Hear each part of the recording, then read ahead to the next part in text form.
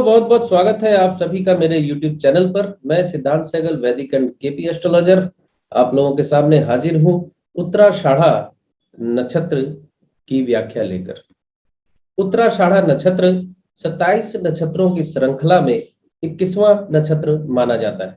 उत्तराषाढ़ा का शाब्दिक अर्थ है बाद में आने वाला, अपराजित अथवा बाद में आने वाले अजेय। और इस प्रकार उत्तराषाढ़ा नक्षत्र भी अपने से पूर्व आने वाले पूर्वाषाढ़ा नक्षत्र की तरह ही अपराजित तथा अजेय होने जैसी विशेषताओं का प्रदर्शन करता नजर आता है। ऐसा ही स्वभाव है इसका। जिस तरह पूर्वा फाल्गुनी तथा उत्तरा फाल्गुनी, जिसके चलते इन दोनों ही नक्षत्रों के चरित्र में कुछ समानताएं भी पाई जाती है। ज्योतिष के अनुसार हाथी के दांत को उत्तराषाढ़ा नक्षत्र का प्रतीक चिन्ह माना जाता है तथा हाथी के दांत का यह प्रतीक चिन्ह हमें इस नक्षत्र की बहुत सी विशेषताओं से परिचित भी कराता है। हाथी को अपने दांत बड़े प्रिय होते हैं और हाथी के दांत हाथी की शारीरिक संरचना का सबसे मूल्यवान अंग भी होते हैं, जिसके कारण हाथी दांत प्राप्त करने के लिए हाथियों का शिकार भी किया जाता है। उत्तराषाढ़ा नक्षत्र का प्रतीक चिन्ह हाथी का दांत होने की वजह से इनके ऊपर ये कहावत भी लागू होती है पूरी तरह से कि हाथी के खाने के दांत और तथा दिखाने के दांत और होते हैं, और हाथी के दांत का मूल्यवान होना भी उत्तराषाढ़ा नक्षत्र को भी उतना ही मूल्यवान या महत्वपूर्ण होने की विशेषता से जोड़ता है, जिसका अर्थ है इस नक्षत्र के प्रभाव में आने वाले जातकों को समाज में प्रभुत्व, ताकत और प्रतिष्ठा प्राप्त होती है। आसपास के लोग इन्हें आदर और सम्मान की दृष्टि से देखते हैं। हाथी अपने दांत का प्रयोग एक दूसरे के साथ लड़ाई करते समय भी करते हैं, जिसके कारण उत्तराषाढ़ा नक्षत्र को लड़ाई तथा युद्ध की कला के साथ भी जोड़ा जाता है। हाथी दांत को नेतृत्व तथा प्रभुत्व के साथ भी जोड़ा जाता है, क्योंकि हाथी के दांत इनके समुदाय में इनके प्रभुत्व का निर्णय करने में महत्वपूर्ण भूमिका निभाते हैं तथा नेतृत्व और वर्चस्व जैसी ये विशेषताएं उत्तराषाढ़ा नक्षत्र के माध्यम से प्रदर्शित भी होती है। प्राचीन काल में राजा युद्ध के समय हाथी पर बैठकर जाया करते थे तथा हाथियों का प्रयोग युद्ध में की जाने वाली सेना की प्रथम पंक्ति में किया जाता था। और आपने ये भी देखा होगा कि हाथी के दांत को भी सजाया जाता था, सोने के छल्ले जैसे पहनाए जाते थे हाथी के दांत को। उत्तराषाढ़ा नक्षत्र को प्रभुत्व और शक्ति के प्रदर्शन तथा युद्ध और विजय के साथ भी जोड़ा जाता है। ज्योतिष शास्त्र के अनुसार 10 विश्व देवों को उत्तराषाढ़ा नक्षत्र के अधिपति देवता के रूप में माना जाता है, जिसके कारण इस नक्षत्र पर विश्व देवों का प्रभाव पड़ता है। विश्व देवों को शुभता, इच्छा शक्ति, दक्षता, सत्यता, आकांक्षा, महत्वाकांक्षा, इच्छा तथा आभा जैसी विशेषताओं के साथ जोड़कर देखा जाता है। विश्व देवों की ये विशेषताएं उत्तराषाढ़ा नक्षत्र के माध्यम से उत्तराषाढ़ा नक्षत्र में जन्मे जातकों के अंदर प्रदर्शित होती हैं तथा इन शुभ विशेषताओं को प्रदर्शन करने के कारण उत्तराषाढ़ा नक्षत्र को अच्छाई का प्रतीक भी माना जाता है।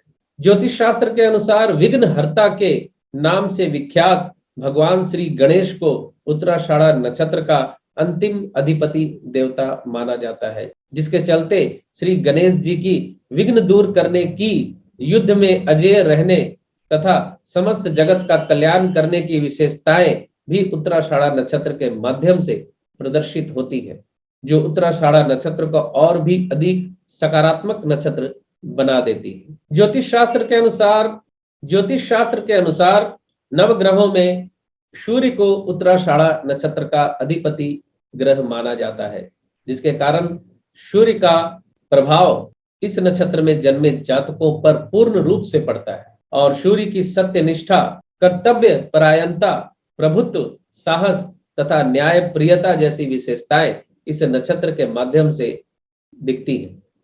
सूर्य की आक्रामकता तथा युद्ध करने की विशेषताएं भी इस नक्षत्र के माध्यम से प्रदर्शित होती है।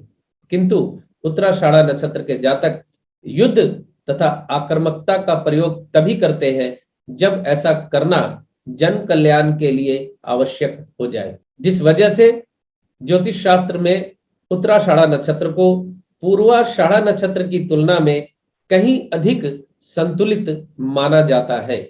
उत्तराषाढ़ा नक्षत्र का पहला चरण धनु राशि में स्थित होता है तथा उत्तराषाढ़ा नक्षत्र के शेष 3 चरण मकर राशि में स्थित होते हैं। तो उत्तराषाढ़ा नक्षत्र के प्रथम चरण पर जिनका जन्म हुआ है धनु राशि में होने की वजह से इस राशि के स्वामी ग्रह बृहस्पति का प्रभाव जातक पे ज्यादा पड़ता है। और जिनका जन्म उत्तराषाढ़ा नक्षत्र में दूसरे, तीसरे और चौथे चरण में होता है, ये तीनों चरण मकर राशि में स्थित होने के कारण जातक के ऊपर शनि देव का प्रभाव ज्यादा पड़ता है। शनि की व्यावहारिकता तथा अनुशासन जैसी विशेषताएं इस नक्षत्र के माध्यम से प्रदर्शित होती है, बशर्ते आपकी जन्म कुंडली में शनि देव वक्री न हो तो।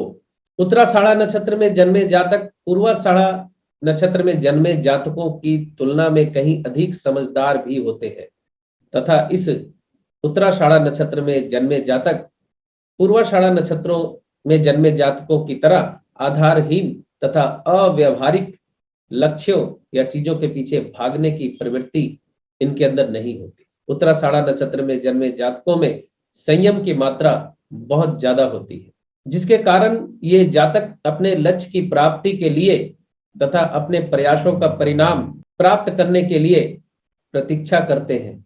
लेकिन हाँ, पूर्वाषाढ़ा नक्षत्र में जन्मे जातक जैसे अपने लक्ष्य के प्रति एकाग्र होते हैं, उसकी तुलना में उत्तराषाढ़ा नक्षत्रों में जन्मे हुए जातक आधारहीन और अव्यवहारिक किसी भी कार्य को अगर समझ लेते हैं कि इसमें लाभ नहीं है, तो वो फिर उस काम को छोड़कर किसी अन्य लक्ष्य पर अपना ध्यान केंद्रित करने लगते हैं। अगर सूर्य के दूसरे, तीसरे, चौथे चरण में आपका जन्म अगर हुआ है तो मकर राशि में पड़ेंगे ये तीनों चरण, तो आपके ऊपर मकर राशि का प्रभाव ज्यादा पड़ेगा।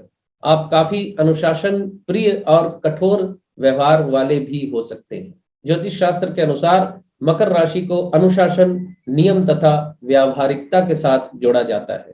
उत्तराषाढ़ा नक्षत्र के जातक परंपराओं का सम्मान करने वाले होते हैं और तथा परंपराओं को तोड़ने वाले लोग इन जातकों को पसंद नहीं होते तथा कई बार इस नक्षत्र के प्रभाव में जन्मे जातक परंपराओं की अवमानना करने वालों से कठोर व्यवहार भी करते हैं। ज्योतिष शास्त्र के अनुसार उत्तराषाढ़ा नक्षत्र में जन्मे जातकों के अंदर उचित और अनुचित में भेद कर सकने की प्रबल क्षमता होती है तथा इन जातकों को केवल अच्छी तथा व्यवहारिक परंपराओं की अवमानना पर ही क्रोध आता है, जबकि इस नक्षत्र के जातक अव्यवहारिक तथा हानिकारक हो चुकी परंपराओं को जनहित के लिए स्वयं ही बदल देने की क्षमता भी रखते हैं या कोशिश करते हैं। उत्तराषाढ़ा नक्षत्र में जन्मे जातक किसी भी प्रकार के युद्ध अथवा लड़ाई में तभी संलग्न होते हैं जब ऐसा करना समाज के एक बड़े वर्ग के हित में हो। इस नक्षत्र में जन्मे जातक आमतौर पर अपने निजी लाभ के लिए लड़ाई झगड़े मोल नहीं लेते। इसका मतलब इस नक्षत्र में जन्मे जातक परोपकारी स्वभाव के होते हैं, इसीलिए समाज में अपना एक विशेष स्थान बनाने में भी सक्षम होते हैं।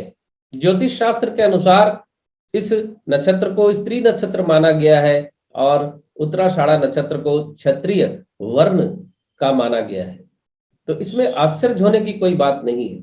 आप ये सोच सकते हैं कि एक स्त्री का युद्ध से क्या लेना देना, तो रानी लक्ष्मीबाई को याद कीजिए और इस नियम को समझिए। उत्तराषाढ़ा नक्षत्र का गण मानव होता है। उत्तराषाढ़ा नक्षत्र का गुण सात्विक होता है, जिसके कारण इस नक्षत्र में जन्मे जातक न्याय प्रिय होते हैं और समाज के भले के लिए काम करते हैं। तो ये था उत्तराषाढ़ा नक्षत्र की व्याख्या, छोटी सी। इजाजत दीजिए, मिलते हैं अगले वीडियो में श्रवण नक्षत्र की व्याख्या को लेकर। खुश रहिए, स्वस्थ रहिए।